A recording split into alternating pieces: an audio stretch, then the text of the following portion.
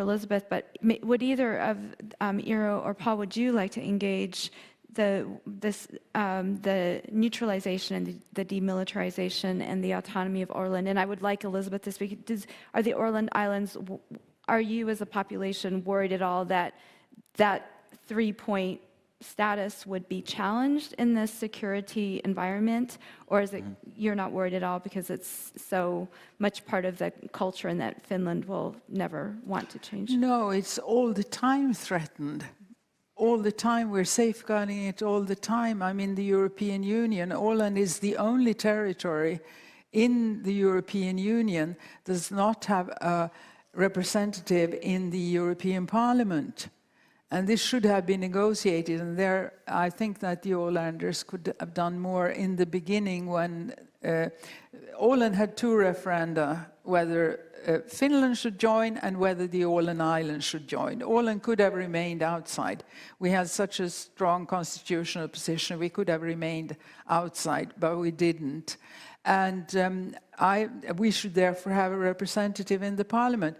There are 2 jurisdictions in Finland, and we are not represented. And I don't know how many times now Finland has altered the Autonomy Act to try to accommodate this problem. But they will never succeed because this is laced within the European Union. Åland has a special protocol in the European Union when at the accession, with reference to the fact that so many states were a member of the League of Nations when the decision had been made in Geneva, so they were still bound by it, and therefore we had this special protocol. But so it's a daily fight, but we are fighting in a civilized way at the negotiators' table. So, Eero, does the FIIA or your own research, have you taken up that issue, which I understand is a part of a bigger conversation in Finland about the status of the Åland Islands? Could you say something about that? Well, I haven't actually researched the topic lately, but how I figured is that we need to listen to the Ålanders and see what they say. And I do understand the military argument, but I think it's not probably that necessary for Finland to change that position to continue still, deter Russia.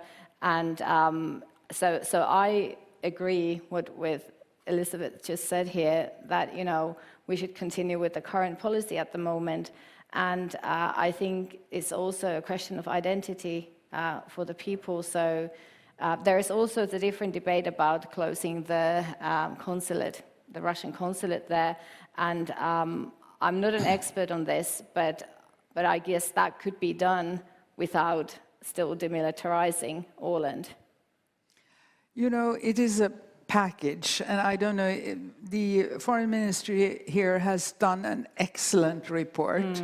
And the conclusion was, this was initiated during, I've been saying it's been initiated by President Niinistö, but then they've said no, there are so many who initiated it, but during his time, which I think was extremely good, because he's a skilled lawyer who's been a minister of justice, who's been working with the Åland questions for such a long time. So he had absolutely the right approach to this. And the conclusion is, of course, that nothing should be changed. This is not the time for changing peace agreements. So because it is so interlinked. But I recommend to everyone to read this report. It is really an interesting report. And when I have the possibility, I will show you my Bible. It's written in 1929, and it's called La démilitarisation et neutralisation des îles d'Åland. And this was the time when the Minister of Justice of Finland wrote a 350-something pages of thesis in French. And that is, there you can really read everything, you can understand everything about how the thoughts were and about the neutralization and how important it is.